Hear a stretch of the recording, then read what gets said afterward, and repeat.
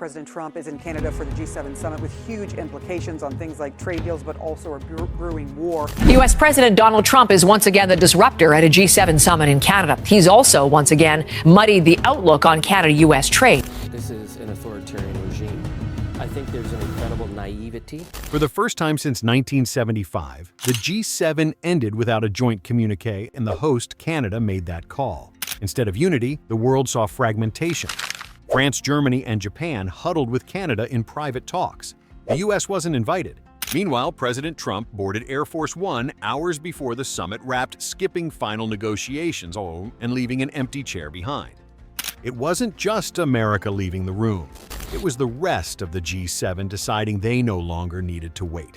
And this time it wasn't Washington calling the shots. It was watching from the outside. The summit never officially ended because it never truly began. Before the first roundtable even kicked off, Canada executed a diplomatic strike that stunned global observers. Prime Minister Mark Carney scrapped the final communique. Not postponed, not rewritten, deleted. Gone were the unity photo ops, the handshakes, the ceremonial signatures that have long defined G7 summits. It was a deliberate blackout, one that even the White House didn't see coming. According to Bloomberg, Carney's aides called it a refusal to legitimize coercive diplomacy after President Trump demanded every G7 member hike military spending to 5% of GDP, more than double NATO's own 2% benchmark. The implication that the G7 was no longer a forum for coordination, but a stage for threats. And here's where it cuts deeper. Without a joint statement, without symbolic alignment, Trump returned to Washington with nothing to hold up, not even a tweet-worthy handshake. This wasn't just about missing signatures. It was a strategic severing of the optics that validate American leadership. In diplomacy, images matter, symbols matter. When they disappear, so does authority. For years, the U.S. relied on summit rituals to project unity even amid disagreement. But this time the absence was the headline. And it wasn't just embarrassing, it was destabilizing. Because what happens when the world sees the President of the United States fly across the continent, only to return empty-handed? No consensus on trade, no progress on climate, no alignment on security, just one chair's summary and a cascade of private sideline meetings, none of which included America. In the era of America First, this moment revealed the cost America increasingly alone.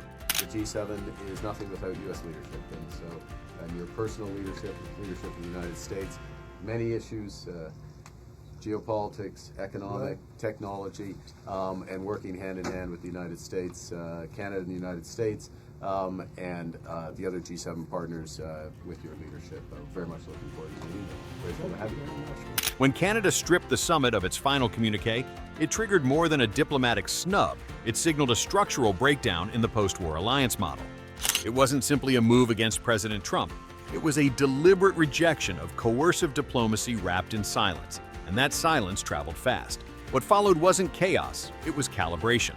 One by one, America's closest allies pivoted from partnership to protection, not from hostile states, but from Washington itself.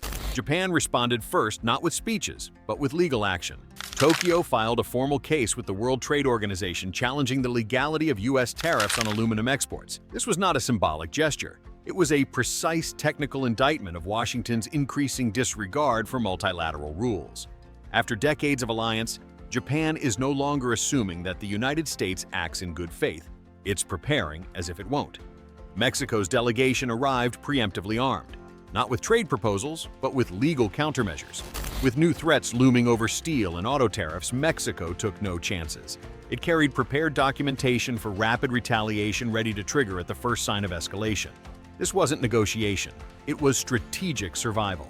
Meanwhile, in Brussels, the European Union activated its internal tariff defense clauses, a mechanism designed to automatically retaliate if Trump's proposed 50% tariffs on machinery or vehicles go into effect.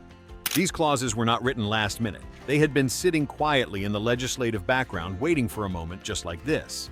What this reveals is profound. The G7 is no longer a forum for coordination. It's a firewall. Allies aren't working with America, they're working around it. The summit has transformed from a coalition of shared values into a theater of damage control. Meetings aren't about setting global agendas anymore. They're about navigating around an increasingly unpredictable partner. And perhaps the most significant shift, it's psychological. These countries are no longer betting on U.S. leadership. They're preparing legal cushions, trade alternatives, and fallback plans. This is diplomacy as insulation. Europe, Asia, North America. Each of America's historic partners is quietly laying the groundwork for autonomy. Not because they want to, but because they've been forced to. In this new landscape, American unpredictability is the risk to be hedged against. And that's how trust dies, not with betrayal, but with too many surprises. The G7 didn't just lose a communique in Alberta, it lost a foundation. And rebuilding that won't require just new policies. It will require a new posture, one that proves America can still lead without pushing its allies to the edge.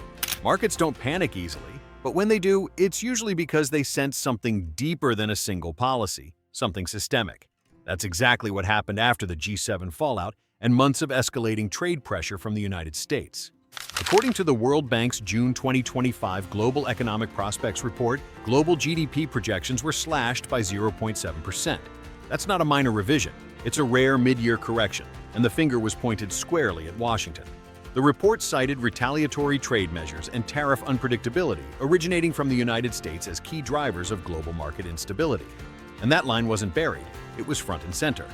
At the same time, capital flows, a strong indicator of global investor confidence, collapsed by 12.4% in Q2. That marks the steepest contraction since the early recovery phase of the COVID-19 pandemic. Financial institutions, hedge funds, and multinational firms began pulling back not from war zones or unstable economies, but from supply chains connected to the U.S. Why? Because trade policy in Washington had become a moving target. In just 90 days, the U.S. revoked 6 major bilateral trade exemptions and imposed tariffs on over $1.3 trillion in imports. These weren't symbolic sanctions on adversaries, they hit longtime allies: Canada, Japan, Germany, the EU bloc. Everything from dairy and aluminum to digital services and industrial equipment saw new levies overnight. For businesses planning contracts and logistics quarters in advance, this wasn't just inconvenient, it was untenable. The analysis is stark: global markets aren't trembling because of natural disasters or unexpected wars. They're reacting to a deliberate high-risk gamble in U.S. trade policy. President Trump framed these aggressive tariffs as leverage tools to force better deals and reclaim manufacturing. But so far, the result hasn't been strength, it's been chaos. Allies are hedging, industries are pausing investments, and global supply chains are shifting away from the U.S. to avoid the next sudden policy pivot. What we're seeing isn't the market punishing America for being too strong. It's the market retreating because it no longer knows what America will do next. Behind closed doors in Alberta, a single demand from President Trump shifted the summit's tone from fractured diplomacy to looming military standoff. Trump called for all G7 nations to raise their defense spending to 5% of GDP, more than double the current NATO target of 2%. It wasn't just an ask. It was a message: align or face consequences. But the response was immediate and defiant. Canadian Prime Minister Mark Carney issued a firm refusal, stating Canada won't use our federal budget as a metric of loyalty. In a rare show of transatlantic unity, France and Germany backed Carney's stance, pushing back on what they viewed as an attempt to weaponize alliance metrics for political leverage. According to senior NATO officials, the proposal wasn't just unfeasible, it was a provocation. Politically impossible is how one official put it, warning that such demands risk breaking the alliance from within. For Trump, the 5% figure wasn't simply about money. It was about asserting control, redefining alliances as transactional and conditional. But in doing so, he exposed a growing rift. The post-war model of American leadership is no longer uncontested. Allies are no longer afraid to push back, especially when their domestic voters see rising defense budgets as politically toxic, and economically unsustainable. The clash in Alberta marks a turning point not just for G7 diplomacy, but for NATO cohesion. Unlike a summit communique or a trade negotiation, NATO commitments are tied to real consequences: troop deployments, strategic posturing, collective defense. A breakdown in unity here could have ripple effects far beyond diplomatic optics. It could leave gaps in deterrence coordination, failures in crises, and rising doubts about Article 5, NATO's core principle of collective defense. What's more, the demand for 5% came at a moment when most NATO economies are already strained. Inflation remains high across the Eurozone. Energy costs, especially due to ongoing disruptions in global oil flows, are hitting national budgets hard. With elections looming in France, Germany, and even the UK, defense spending hikes risk political backlash. Leaders know this, and they're calculating that resisting Trump may now be less costly than giving in.